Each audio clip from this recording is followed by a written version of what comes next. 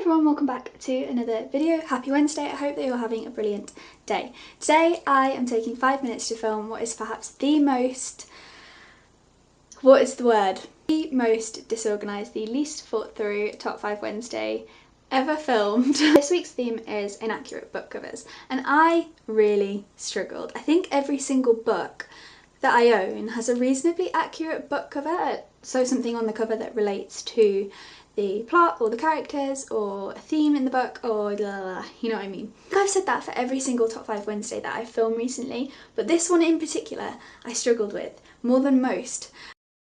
I would say at least 3 of these are clutching at straws, but I'm just going to run with it and I need to get this film reasonably quickly, so I'm just going to go.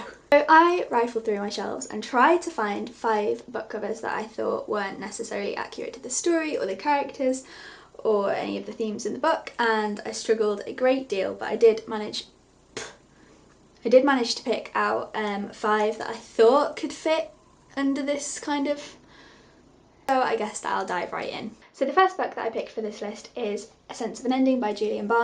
This is a brilliant book. It won the Man Booker in 2011. It's a story about kind of like growing up and loss and memory. I think I talked about it in perhaps a top 5 Wednesday, or it could have just been another video.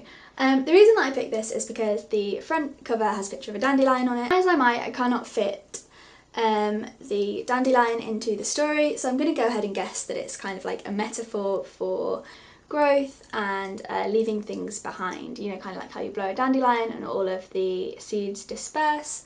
But it's not clear at first, so that was my first kind of like clutching at straws pick for this list. The second book that I picked for this list is 100% clutching at straws, and let me get it. And I chose the first Harry Potter book, Harry Potter and the Philosopher's Stone by J.K. Rowling, of course. Okay, so the front cover of this couldn't be more representative of the actual story and plot and characters. It looks exactly like how you would imagine Harry Potter and the Philosopher's Stone to look. However, the back cover, there is this guy, and I don't know who he is, so I run a quick Google on him. And Google tells me that it isn't actually meant to depict anyone who's a character in the story. It was just the artist was asked to draw any wizard. I know that this is clutching at a somewhat small straw because he, yes, is part of the kind of like magical world and is a wizard, and yeah. Oh, do I get away with this one?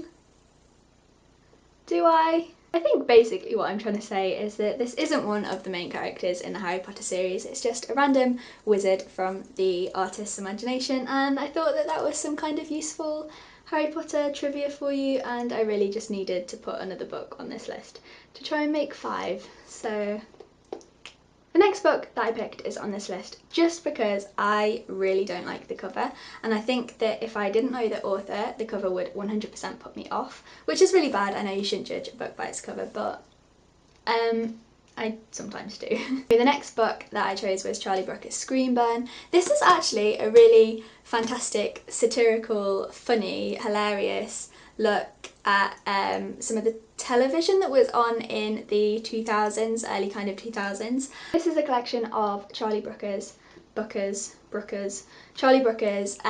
columns, I believe, for The Guardian, and they're all very funny, but the cover is just awful. It looks kind of like the kind of book that I would have bought for my 10-year-old brother, but like 2 years ago. My 8-year-old brother. I hate it. It's horrible. Like the font, I just think everything about this cover puts me off. I'm surprised I even bought this book, to be honest. No, I'm kidding. It's actually a really, really funny, interesting, satirical look at kind of like what was on TV in the 2000s, which was what would have been on the TV as I was kind of growing up. So I did actually really enjoy this, but the cover, not so good. The next book that I picked for this list is another clutching at straws book, and that is The Easter Parade by Richard Yates. I'll just get it. The reason that I chose this, obviously the 2 main characters on the front. This is a book about 2 sisters who early on in their childhood their parents divorce, and then it follows them through 4 generations of their kind of life experiences and their loves and their losses and their experiences of life. And I think it's fair to say that the two ladies on the front cover here are supposed to be Sarah and Emily, who are the main two characters, and therefore this probably shouldn't have made my list. However, this is where the clutching at straws comes in. This is an incredibly tragic, incredibly sad book, and nothing goes well for Sarah or for Emily really. Neither of them lead very happy lives. I think actually the first line of this book sums it up. So it begins, neither of the Grimes sisters would have a happy life, and looking back it always seemed that the trouble began with their parents' divorce. I picked the Easter Parade's front cover is because the two women on the front of this book look uncharacteristically happy.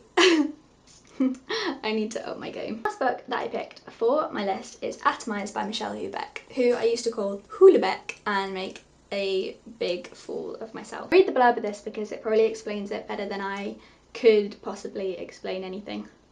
Atomised tells the story of two brothers, but the real subject of the novel is the dismantling of contemporary society and its assumptions, its political incorrectness and its caustic and penetrating asides on everything from anthropology to the problem pages of girls' magazines. I do feel like Michel Houellebecq is kind of renowned for writing very kind of sexually charged novels that are often quite kind of like graphic and very mature in their content, and so the front cover of this book is a woman in the nude. It makes sense because it's a book about kind of like sex and sexual desire and what sex means to these two brothers. Not just that, but a lot. Endless lust and kind of his sexual experiences are definitely a focus point of the novel, but this lady, as far as I can tell, is not a character in the book, and she doesn't have any kind of sexual encounters with Michael or Bruno, I don't think. It's just a kind of lady in her underwear.